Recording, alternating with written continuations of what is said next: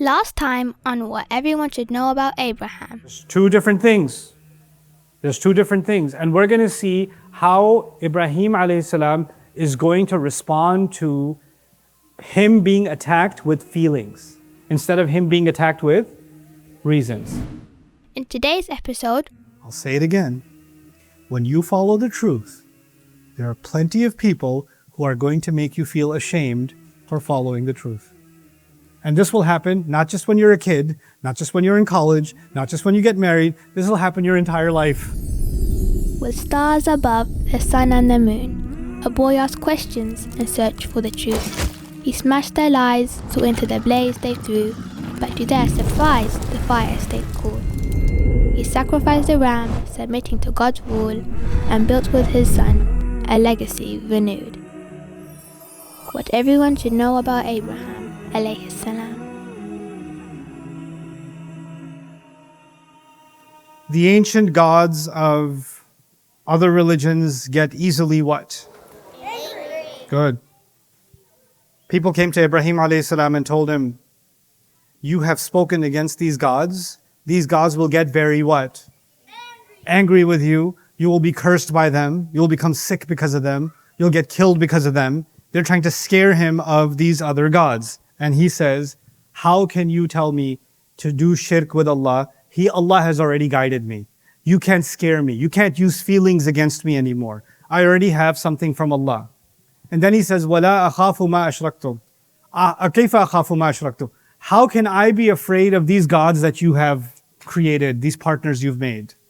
And you're not afraid that you say these criminal things against Allah. Instead of me being afraid, who should actually be afraid? You should all be afraid. You should be the ones that are afraid.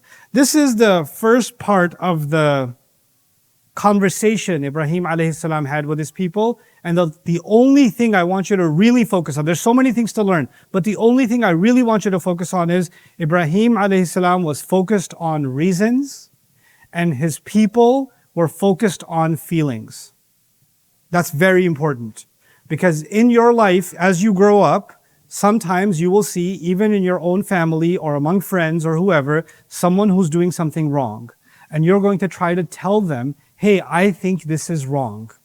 And when you tell them that, they could ask for your reasons, but most of the time they won't. They will say, how could you say this to me? I thought you were my friend. What kind of son are you? What kind of daughter are you? I can't believe you did it. Feelings. Here you are talking about reasons, and all the answers you're getting are feelings, right? So this is going to be, and your job, if as a follower of Ibrahim alayhi salam, one, your answer can never be, everybody does it, that's why I do it. Number two, your answer can never be, my feelings tell me. So if you say, why don't you pray? Because I don't feel like it. No, that's not, your feelings aren't good enough of an answer. They're not, you have to have a reason to pray, just like you have to have a reason not to pray. You have to have a reason to be Muslim, and you have to have a reason to not be Muslim. You have to have a reason. And then we can talk about the reason, because the entire Quran is actually talking to people to use reasons. That's what the Quran is. The Quran is not pushing you to, follow your feelings. In fact, feelings can be so powerful, they can become a statue like God too. Allah even says in one place in the Quran, have you seen the kind of person who takes their feelings and turns them into their God? You know what that means, right? They only follow what their feelings tell them. If you only follow what your feelings tell you, then who's your God? Your feelings. If you follow what reason tells you, you reach Allah. So you have to use your mind. This is what the thing is. But now, Ibrahim alayhi salam is not like Nuh alayhi salam. Because the prophet before him was Nuh alayhi salam. How long did Nuh alayhi salam preach? 950 years. That's a long time to be patient. That's a long time to tell people nicely. Ibrahim alayhi salam is not going to be nice. He's done being nice. He explained his reasons. The people did not respond with reasons. They responded with feelings. The next thing he does is he actually starts having a pretty intense conversation with his dad. I shared some of that with you, but we're going to take it a little further. He had a pretty tough conversation with his dad.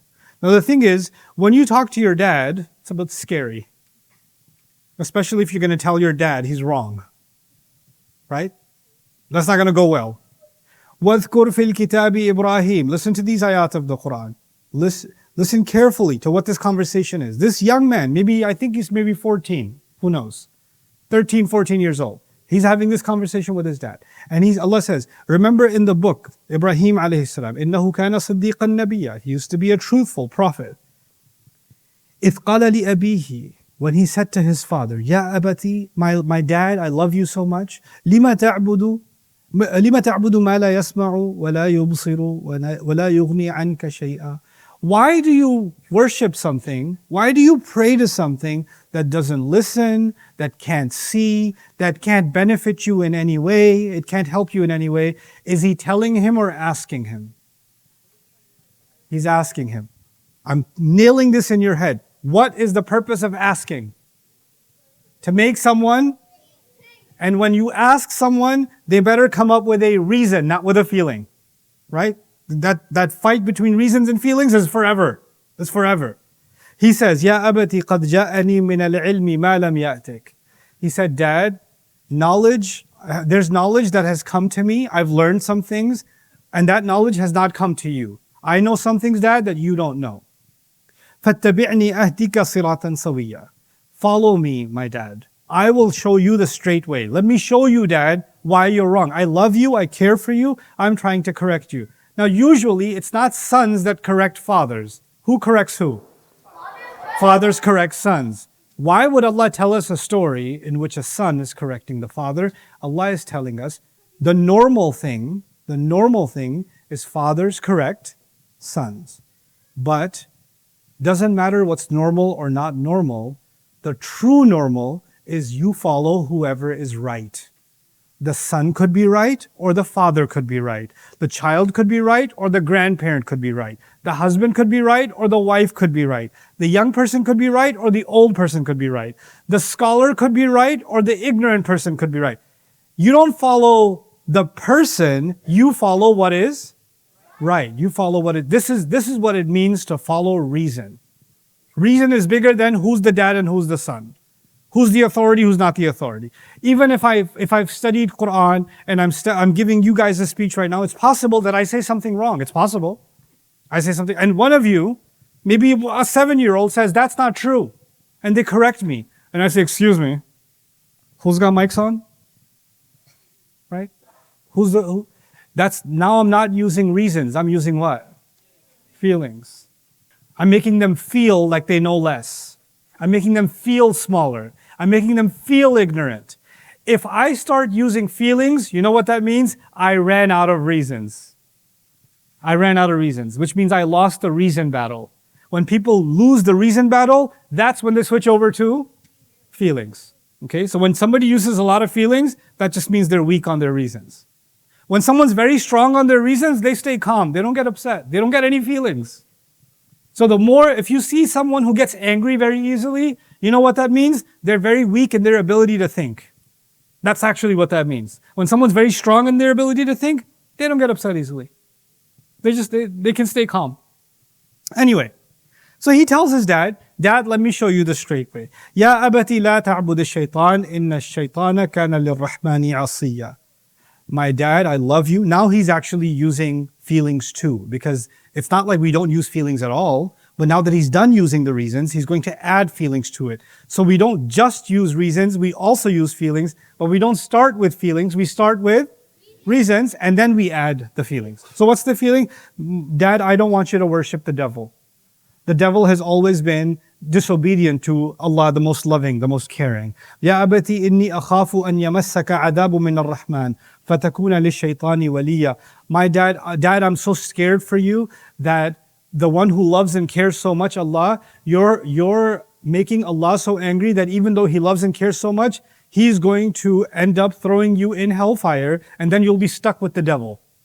You'll be stuck with the devil in Jahannam. I'm afraid. Being afraid is a feeling, isn't it? So this is a very important, I'll repeat this so it again stays in your head. In Islam, we start with reason and then we end with feeling. We end with feelings. Our reasons decide our feelings. What happens in other religions? Their feelings decide their reasons. It's flipped. And this flip is in every part of your life. Every part of your life. That's what makes our religion special. Okay.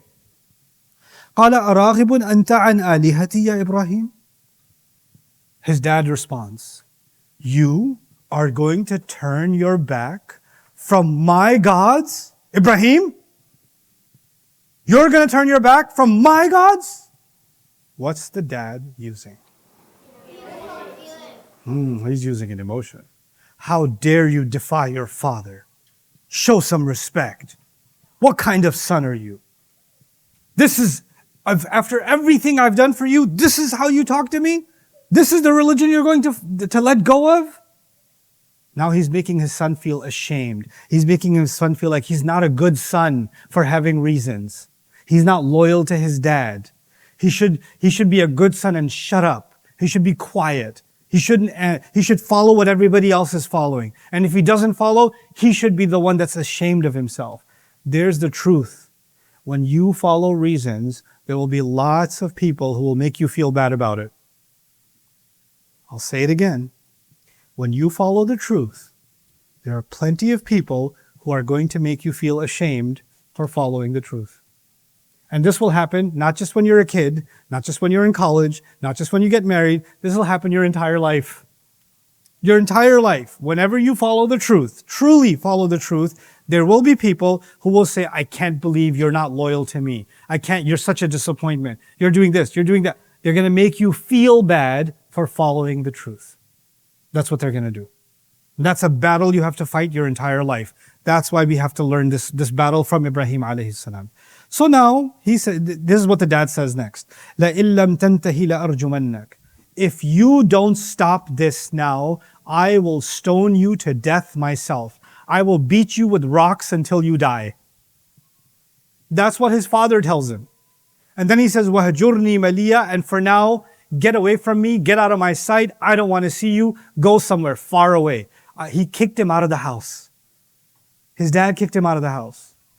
If his dad was really confident in his own religion, then he could have answered Ibrahim alayhi salam and said, my son, you're wrong. Let me show you why you're wrong. Isn't that true? What did his father do instead? He got angry. He started shaming him. He started threatening him. And then he said, get away from me. You know that get away from me? It looks like his dad is what feeling? What's the feeling his dad has? Good, it's anger. It's not anger. It looks like anger. No, there's something deeper. No, it's not sadness. Fear. That's the right feeling. Fear. Because if he gets away from him, he gets to get away from what? What is the dad afraid of? What do you think? He's afraid of the truth. He's afraid of the truth. He's actually afraid of the answers to those questions because he knows he doesn't have those answers. So the easier thing to do is to get away from those questions. And the best way to get away from those questions is to what? Get rid of Ibrahim. Take him somewhere far away. Sometimes when people are really angry, it's actually because they're really what? Scared.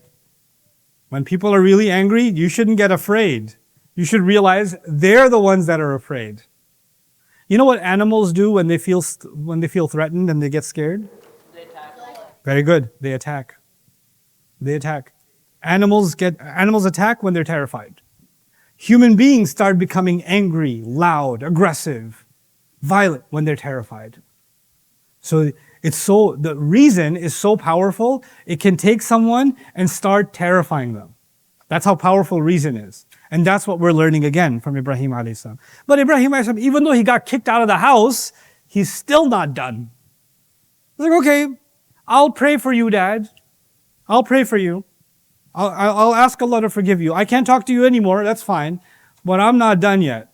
Now he goes to town. He's not in the house, so he's going to go to town. And so now, when he said, He goes to the people. He said this to his dad, and he also said this to his people. ما هذه التماثيل أنتم لها عاكفون. He asks a question again. He loves these questions, doesn't he? He said, what are these images, these statues, these figurines that you're sitting in front of? Because people are sitting in front of it, like they're doing whatever they're doing, right? In front of the statue idol. They're like, what are these? And they're like, قالوا وجدنا آباءنا لها عابدين. Listen to the answer and you're going to explain the answer. I'll tell you the answer, but you'll explain it. He said, we found that our fathers and their fathers and their fathers were sitting just like this, praying just like this. That's their answer. What was his question? What are these gods? Their answer was, we saw our dads were doing this and their dads were doing this and their dads were doing this. Can you describe their answer to me and what they're using? What's their way of thinking? Yes? They want to be just like other people. They want to be just like other people. That's what they want. The most important thing is, I want to be like my people. My people are my father, their father, their father. I want to be like them. That's why I'm doing what I'm doing. If you ask someone in this religion, in a religion, why are you this religion? Well, my dad's that religion. That's our family. Our whole family is this religion. What are you talking about? That's the same exact kind of thinking. That cannot be, this is the dangerous part, guys. That cannot be your thinking and that cannot be my thinking. I cannot only be Muslim because my dad is Muslim or my mom is Muslim. I cannot only be Muslim because my community is Muslim. That's all I ever knew. I can't be Muslim because I was born in a Muslim country, or I was born in a Muslim community, or I was born in a Muslim family. Because if you say, well, I'm Muslim because my family's Muslim, that's all. That's all. That can be okay when you're a little kid. That's okay. But once you start becoming an adult, every one of us is alone. Every one of us has our own reasons for being Muslim. You have to have your own reason. You cannot borrow my reason or somebody else's reason. You have to have your own. When he went and talked to these people who were praying, and he said, what are you doing? What are these gods?